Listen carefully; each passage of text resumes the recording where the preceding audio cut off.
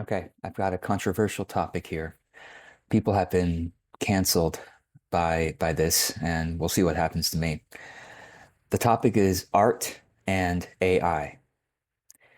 And there are people in the artist community who are surprisingly ferocious and, like I said, cancel people who support AI. And I can understand because they feel that their livelihood is on the line. And in fact, artists' livelihoods have been on the line for a long, long time. And when your livelihood is on the line, of course, not surprised if you would lash out at whatever source you perceive to be threatening your livelihood. So I'm going to talk about the reasons why artists should not fear AI, and in fact, how artists might make use of it to thrive in their livelihood and in their creativity. This topic was brought up because one of my friends wrote this to me. My daughter refuses to put anything into AI. And by the way, I should mention young people, particularly, you can find this as hopeful or as distressing. Young people, the younger generation, tends to be anti-AI because, well, of some of the reasons I'm going to talk about now. I think this is actually probably the main reason. So let me continue. So my daughter refuses to put anything into AI as she's concerned that her creative work is then owned and shared by AI, basically without crediting the daughter's creative work. I would love your insights on this. Aren't you concerned that if you enter all the information for your courses into AI, that it could be shared by AI? And for some context, I make most of my money selling courses that I create. I create a lot of courses. I've created more than 25 at this point, different topics, mostly about business and marketing. And these days, or for the past couple of years, as I prepare a new course, I would take my material, that my ideas, exercises, perspectives, and I would put that into AI chatbots to get feedback and then further, develop the course material that way. I've been doing this for a couple years, and it's actually, as I've gotten better and better at it, creating courses has become faster and faster for me. And not just that, but more comprehensive because AI, of course, can instantly spit out a lot more ideas than I could have generated in the same amount of time. And in fact, recently, some of my best courses were be people actually, my students actually said, George, this is one of the best courses I've taken from you. And what they praised were the lessons where I really worked closely with AI to generate more of the in-depth ideas. So I have been using AI for my own creative work, not just courses, but blog posts and yeah, I guess that's all I deal in information. I deal in information and not as much art. But you could say that what I create is my art, right? So I do this, I put this in the end, and the concern is, well, George, couldn't AI use your, because when I put stuff into AI, I don't block it from using it in its own training material. I want to contribute. So I want to let's talk about this, right? I want to contribute my material into the training. And if AI spits my material out without crediting me, and it never does it as a quote, right? It always integrates the art or the content into its own vast database and then spits out something that's an average of everything that it has, right? Okay, so I'm going to share with you a couple of reasons why creators and artists should not fear AI and how we can work with it. And I would be curious to know which of the reasons I give you resonate with you. Um, Maybe it'll be a transformative experience for you to listen to these and reflect on these, and maybe you'll come to a positive and more productive, honestly, productive relationship with AI going forward. Because here's my first point. As you can see from the past couple of years, the adoption of AI by society is not going away. And in fact, if anything, it's becoming faster. It's becoming more and more embedded into much of our technology. I mean, you can't open almost any software these days without seeing that there's an AI feature. And those are real non-AI birds that are chirping. I don't know if you can hear. They're very loud here. Anyway, and by the way, you could see this background is not where I'm actually at. This is my one of my AI art generated pieces. So these days, every software, pretty much most softwares are trying to find a way to integrate AI. Why? Well, partly because they think it's cool. Software developers think it's pretty cool, but also because as they introduce AI features, they find that humans tend to like using AI features to make things go faster and more creative or more in depth or easier, basically. So the adoption of AI into society is only going to become more comprehensive, more interwoven into everything. And so, yeah, are you going to fear?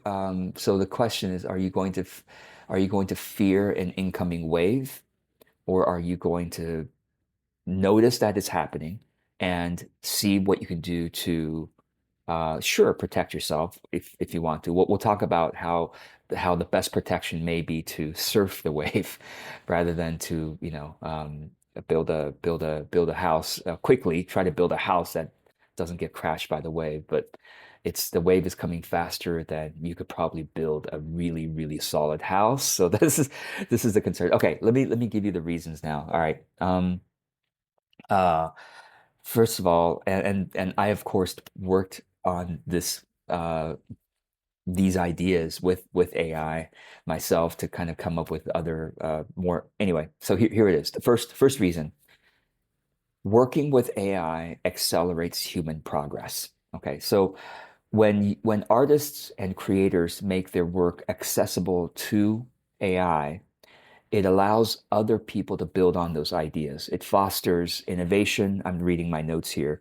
It drives cultural and artistic evolution. So think of it like open source software, right? We're all so grateful for so much of the open source software out there. You don't even realize how much of the software you use is built upon the innovation that came from software developers who said, you know what, I'm going to just make my code available to the public and I'm going to find a way to monetize what I do, but the public can build on it to make even better products. And so much of what we use today is built on open source. You don't even realize how much benefit you've gotten from the open source community, right? So because when and also the developers themselves, now we're talking again, artists, why should you let your art be out there and be used by other people? Why?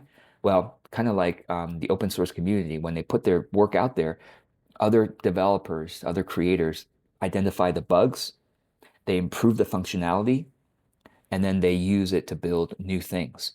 And oftentimes, when the developers use something open source, they feel a natural human reciprocation to say, let me go ahead and share some of my stuff open source as well. Same thing with AI, right? People who use AI, who put art into AI, right? They put their own art into AI. They then create with AI and put it back into AI so that others can create with it. And then art is like evolving as a result of all these artists putting their work into AI, using AI to quickly generate new ideas, right? Which is they're using other people's ideas to generate new ideas, which then feeds back into the AI to help many more people generate even more creative ideas. So it's a cycle of accelerating the evolution of art, the evolution of culture. Okay. Um, one thing AI came up with is imagine if the Impressionists, when an art movement, imagine if the Impressionists had kept their techniques secret. The world would have been deprived of countless masterpieces inspired by their groundbreaking style. So, all right, that's one reason. Let me know if that resonates. Accelerating human creativity and the evolution of art and culture. Okay, so that's one. Secondly, the amplification of value through sharing. When you share your artistic ideas, okay, and more people engage with them, it actually creates widespread recognition of that particular style or concept, right? And then, of course, a natural fear is, well, what about the fact that AI art generators don't currently attribute their artistic sources? Like when you create with, Midjourney or any of the chatbots now can create AI art, right? Um, it doesn't say, well, this image was inspired by this artist, this creator, that whatever. Okay. So that painter, this sculptor or whatever. It doesn't say that. So what is the response to this? Here's the thing. The digital age, as soon as as soon as art came onto the internet, attribution has changed, right? Because in the past, when you painted a physical piece of art, it it was not copyable. In ancient days, it was just you have to you you painted it, right? And then you may put it in a museum, and other people know it's you. And then if they want to copy it, they have to literally sit there. This is before cameras, right? They have to like sit there and copy it, and everybody knows, well, that's and then when photography came on the scene, what happens? Now people take pictures. This has been 100 years, right? People took 150 years. People took pictures of art and they don't have to attribute where that artist came from. They think about this. This has been happening for hundreds of years now.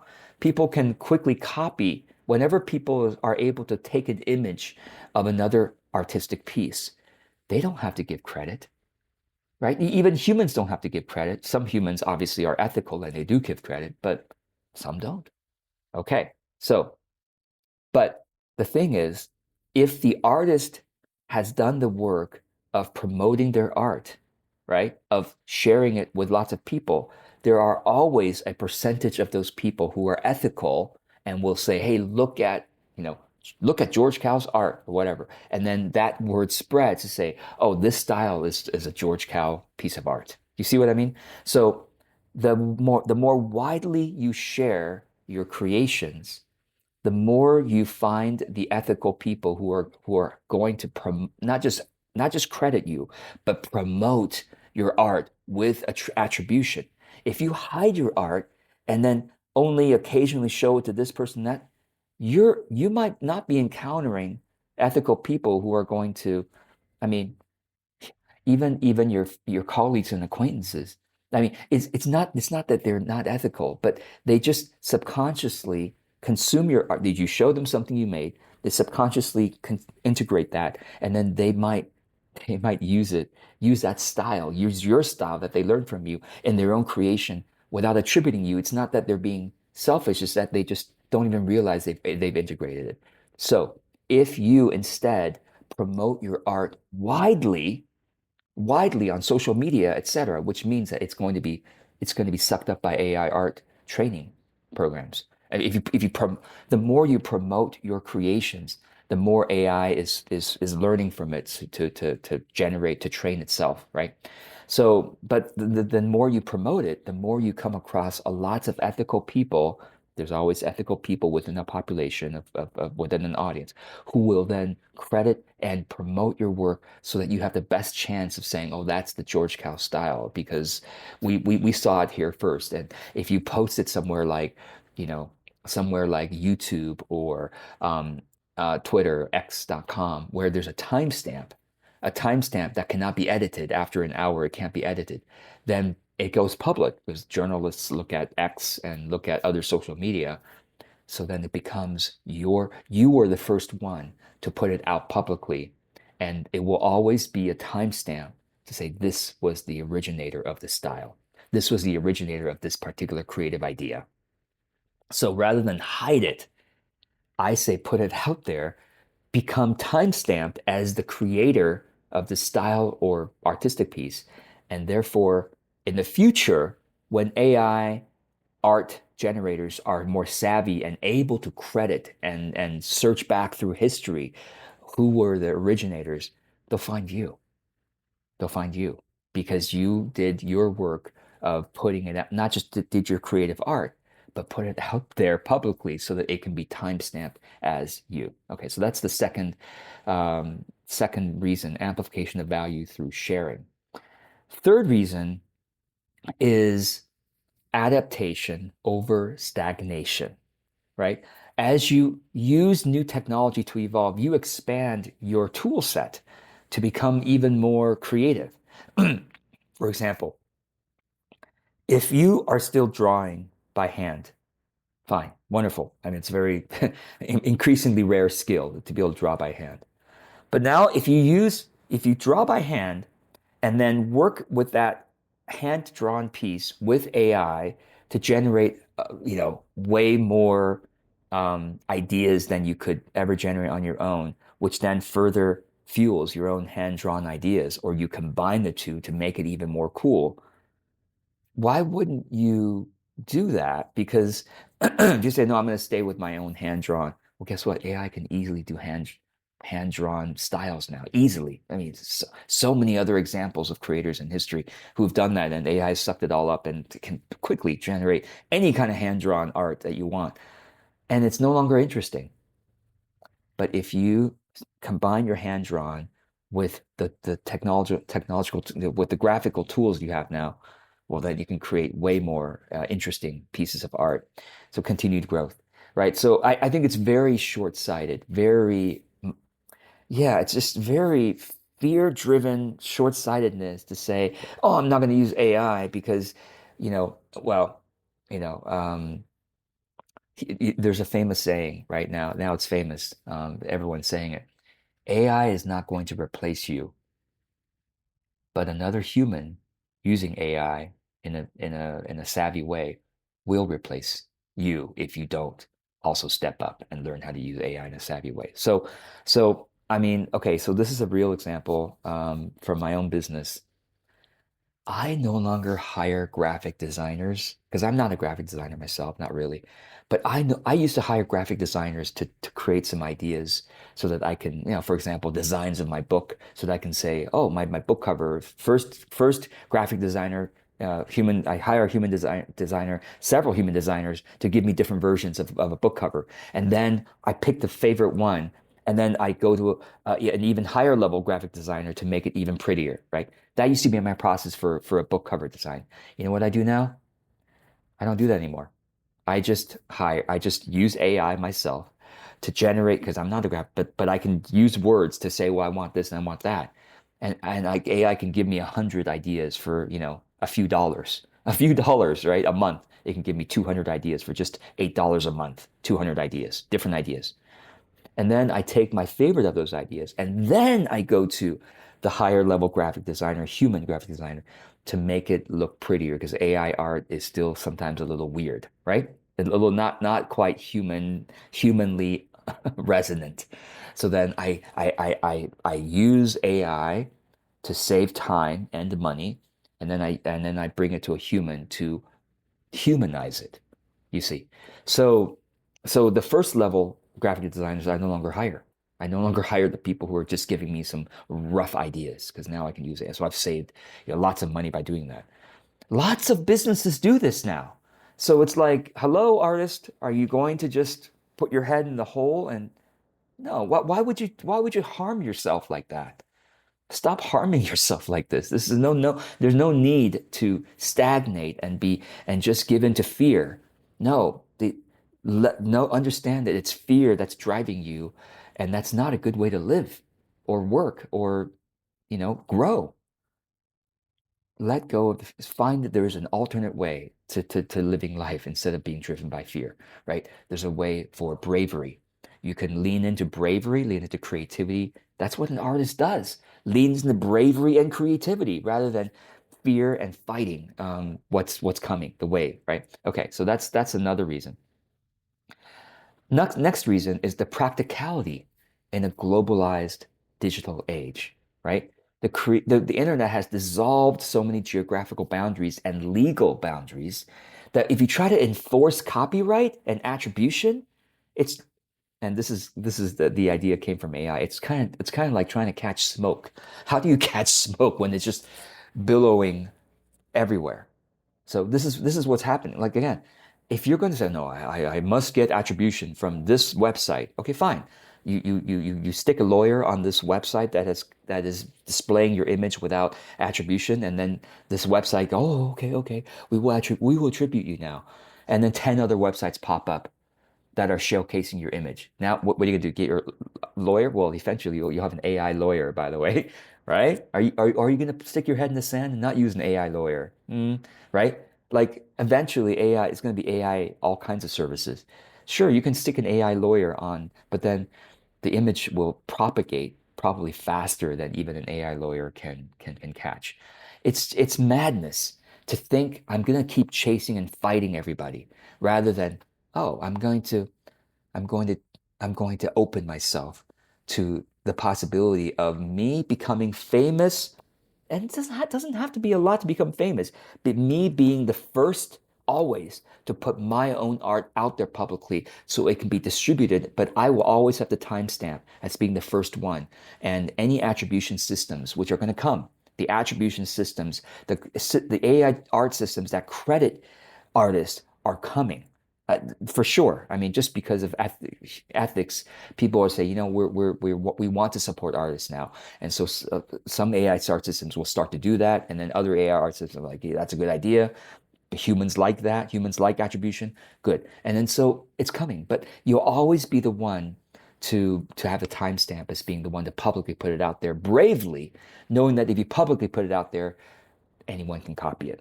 Anyone can copy it. So the practicality in a digital global age is you can't possibly try to catch everybody and punish everybody. It's madness. It's insane. It's not a good use of your precious life energy, which should be spent instead in creating more, creating something that's more innovative, more interesting, more, well, uniquely you. Okay? All right. Next reason, leveraging the gift economy. All right, so when you, like I've been saying, put your art publicly out there, which like what happens? Other humans will take it without you knowing it. AI art systems will also integrate it without you knowing it, right? We've already talked about the reality of this. When you put your work publicly out there like this, guess what happens? You start creating. Okay, here's the thing. If your art is interesting, now let's get real clear here. AI is not going to care about your art until other people start sharing it. Let's think about it this way. How much content is being poured into the internet every day? Do you think AI is training on every single new piece of content? No, it doesn't have enough bandwidth. There's too much going, and especially now with AI creation. There's even the volume of creativity and new content that's being put on the internet is more vast than it's ever been. It's impossible for any AI training system. It costs them a lot of money to train. They have to select the content that they train on. They have to select the best of, the best of Instagram or the best of Twitter or the best of Wikipedia or the best of whatever. They have to select that, right? Or maybe they select certain websites like Wikipedia to say, all right, if it's on Wikipedia, we're gonna train on it, right? Or if it's trending on YouTube, we're gonna train on that. They select the best of. If you put your stuff out there, nobody finds it interesting, I'm sorry. That doesn't matter how much you put it out there. AI is not even going to touch it because other humans don't find it interesting. So this is why to me, this is why I urgently create content because I'm like, I know for every video I put out there, it's giving me another. It's kind of like buying lottery tickets. I'm buying another lottery ticket for every piece of content I put out there. I buy another lottery ticket. Of course, you're not going to win the lottery for every ticket you buy. And some tickets you buy, you only win like $3. Another ticket you buy, you win $100. You bought a bunch of tickets now, and this time you won $100. And then one day you buy another ticket, and it nets you $100,000 or $1 million. And yes, I have had some of my content go viral just like you will too when you put enough stuff out there. But you will never know which one you put out there. You can make guesses, but even at this point, many years into creating content, I've made over 2,000 videos, I've written over 2,000 blog posts.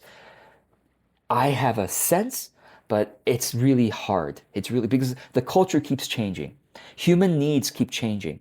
And we creators and human tastes keep changing. So we creators are just trying to keep up and just trying to put stuff out there and notice what the audience takes us up on. Okay, so when you are generous with putting your stuff out there, what happens is you start creating what's called the gift economy, right? You are gifting your creativity to the public. And if the public finds it interesting, because if the public doesn't find it interesting, it doesn't matter you keep it private or you keep it public, it doesn't matter.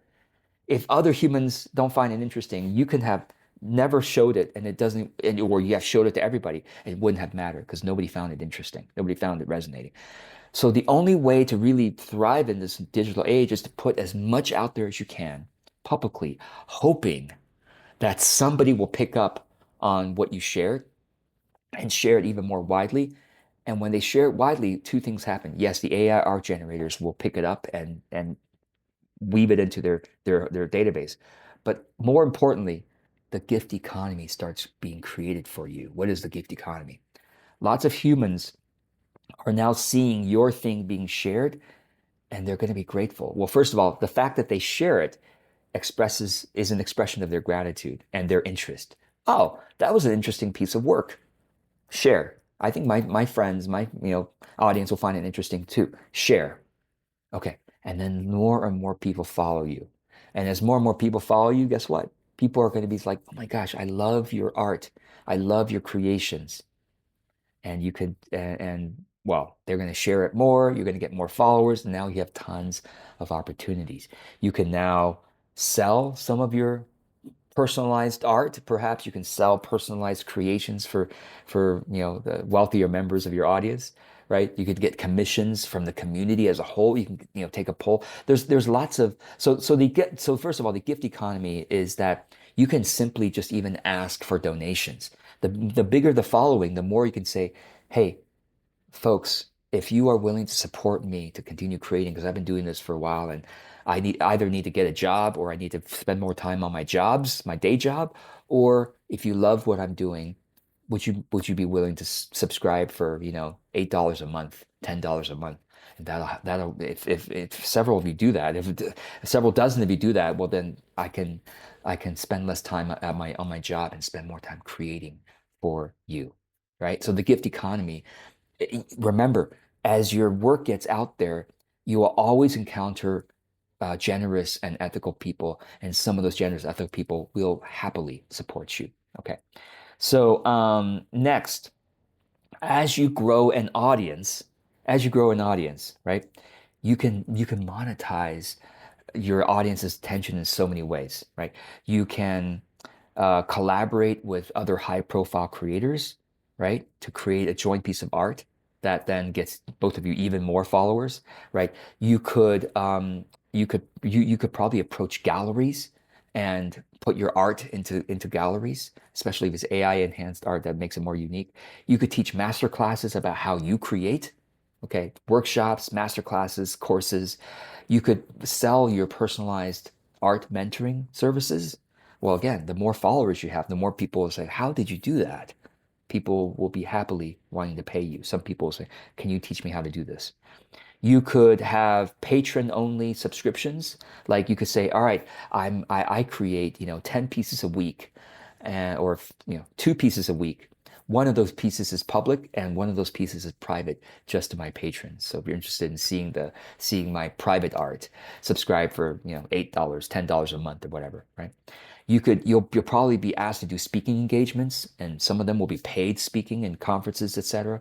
You might be able to be recruited into an artist residency. An artist residency are organizations and individuals who fund artists to say, listen, we're going to give you 6 months of life, sort of 6 months to come live here, or to pay for your living expenses and allow you to fully create, and it's going to be associated with our organization or whatever. Okay.